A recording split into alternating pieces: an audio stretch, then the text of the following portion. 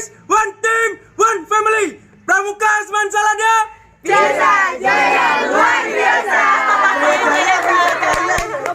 Jaya bisa. Udah Mai, semangat ya Mai. Semoga dikasih kemudahan ya Mai. Semangat. Ya jangan pakai. Oke.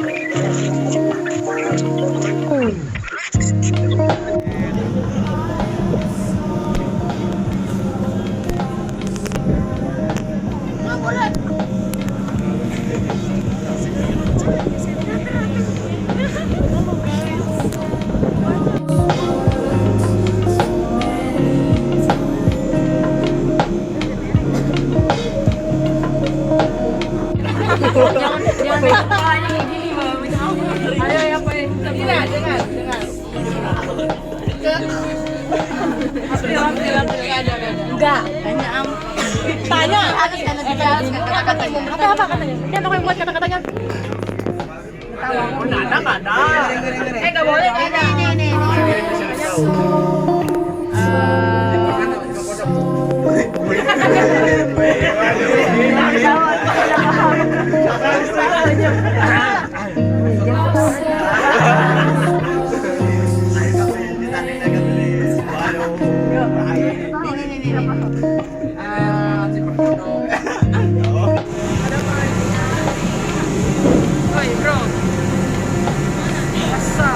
Pada ngeplak ya guys.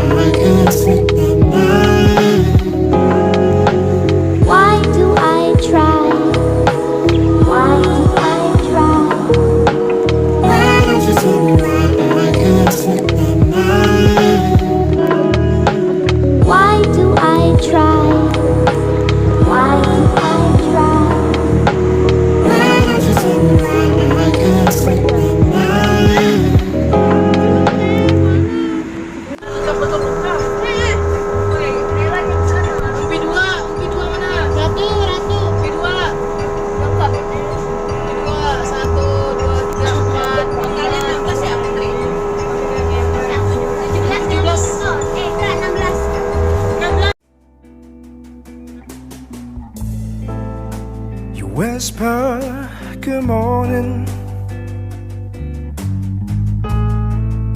so gently in my ear. I'm coming back to you, baby. I'll soon be there. I'll soon be there.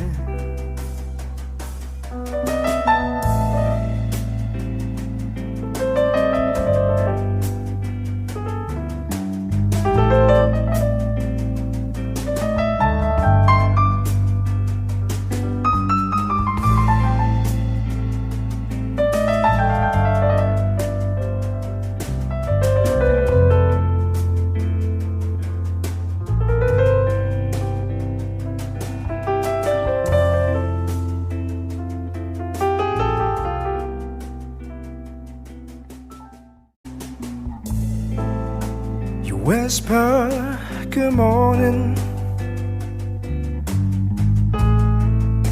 so gently in my ear. I'm coming back to you, baby. I'll soon be there. I'll soon be there. So guys, sekarang kita lagi ada di Jakarta. So we are in Jakarta. Right? Senyum. Ini kita tuh lagi istirahat di depan. Nggak di depan sih, di sampingnya masjid. Ya nggak di sampingnya sih, ya di masjid Istiqlalnya, Istiqlal. Nah, terus depannya itu katedral. Mana? Katedral Jakarta.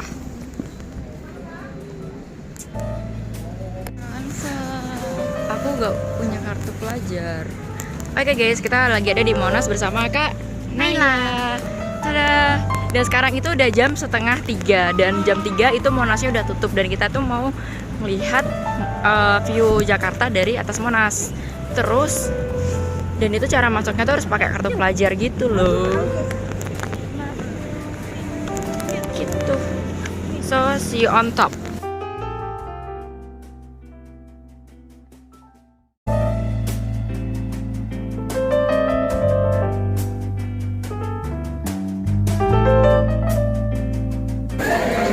Kita udah masuk ke dalam Monas. Warnanya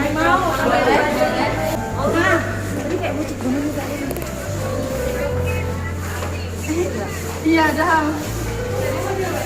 Itu lagi.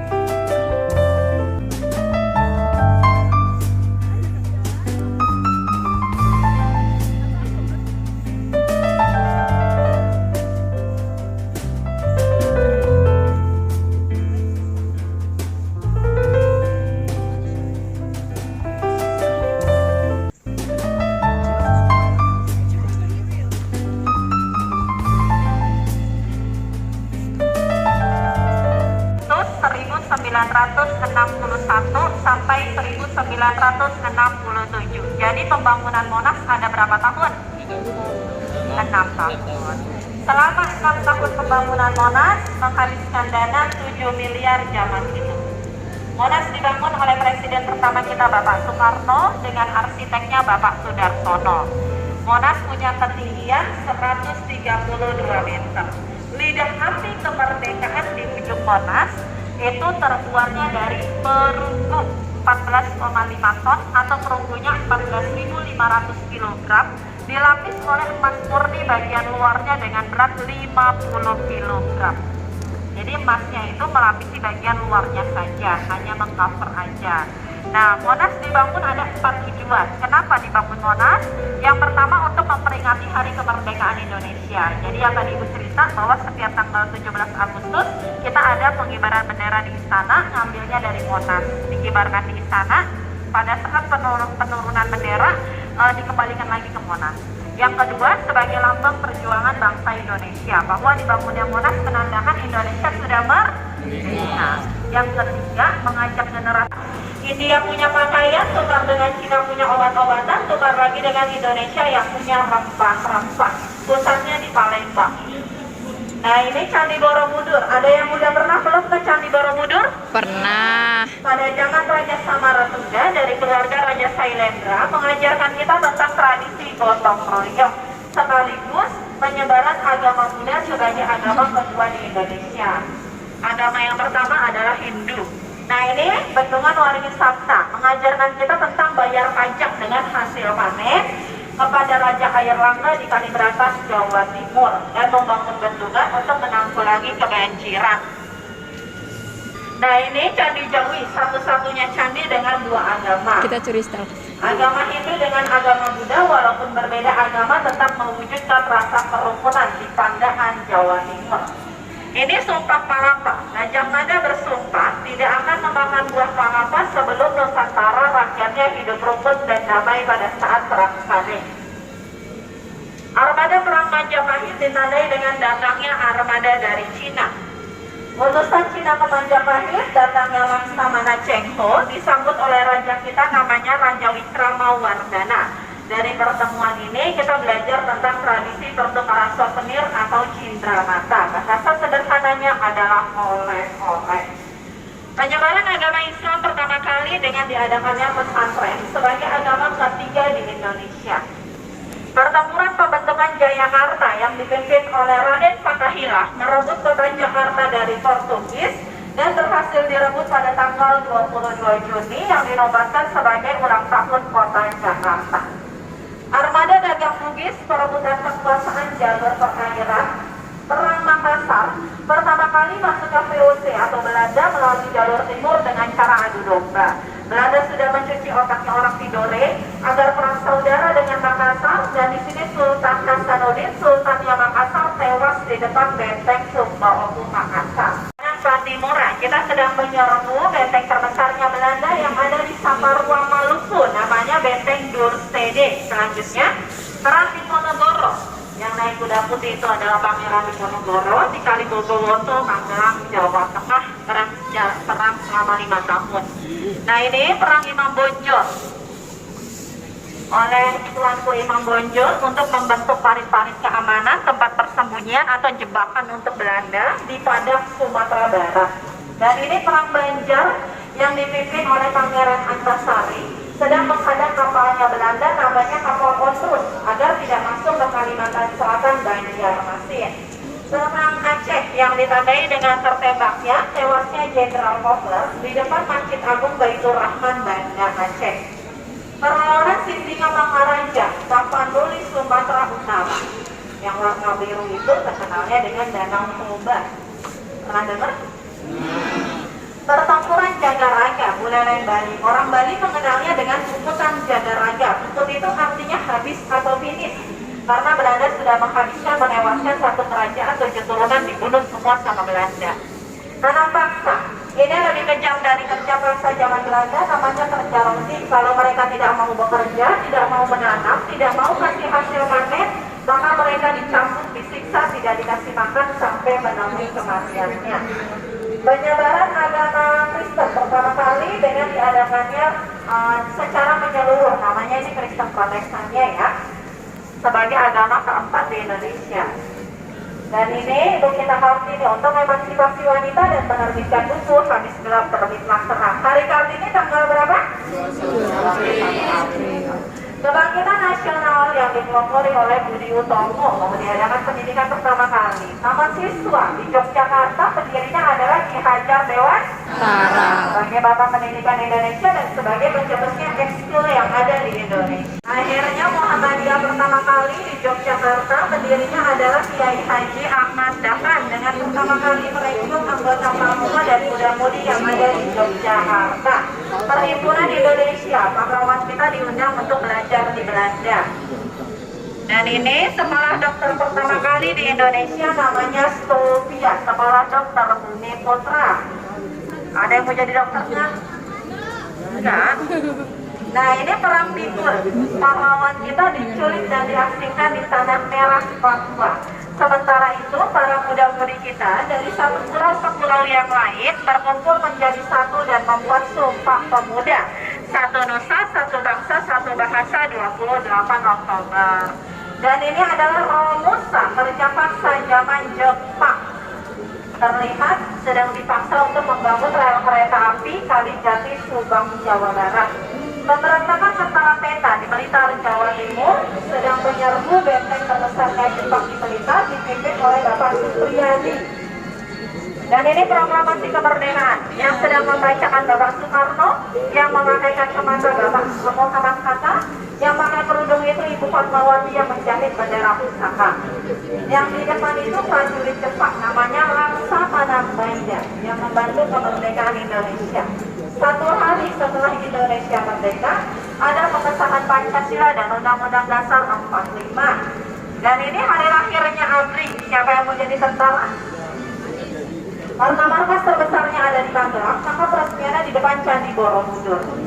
Pertempuran Surabaya, kita sedang menyerbu markas terbesarnya Belanda yang ada di Surabaya, dan banyak sekali pahlawan kita yang tewas di sana.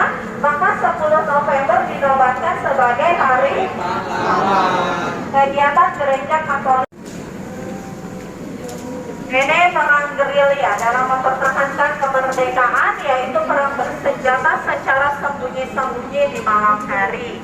Dari perang gerilya itu muncullah pahlawan baru seperti Jenderal Sudirman. Yang pakai baju coklat itu Jenderal Sudirman, yang lagi dipegang pundaknya adalah Bapak Soeharto waktu masih muda. Pengakuan kedaulatan bahwa dulu Indonesia ibu kotanya bukan Jakarta, tapi Yogyakarta yang dipimpin oleh Sri Sultan Hamengkubuwono. Nah ini kembali ke negara kesatuan. Sebelum Republik Indonesia kita list dulu Republik Indonesia Serikat. Ini Indonesia menjadi anggota PBB pertama kali tahun 50 di New York. Akhirnya kita mendapat dukungan dari negara anggota PBB. Dan akhirnya penjajah mundur dari Indonesia. Kita pun membentuk kerjasama dengan Asia Afrika di Bandung untuk memperkuat negara kita supaya tidak ada lagi penjajah yang masuk ke Indonesia. Dan ini pemilu pertama kali tahun 55 untuk memilih anggota MPR dan DPR pertama kali. Ini pembebasan Irian Jaya. Irian Jaya baru merdeka 18 tahun kemudian, 1 Mei 63. Baru benar-benar Belanda mundur dari Indonesia.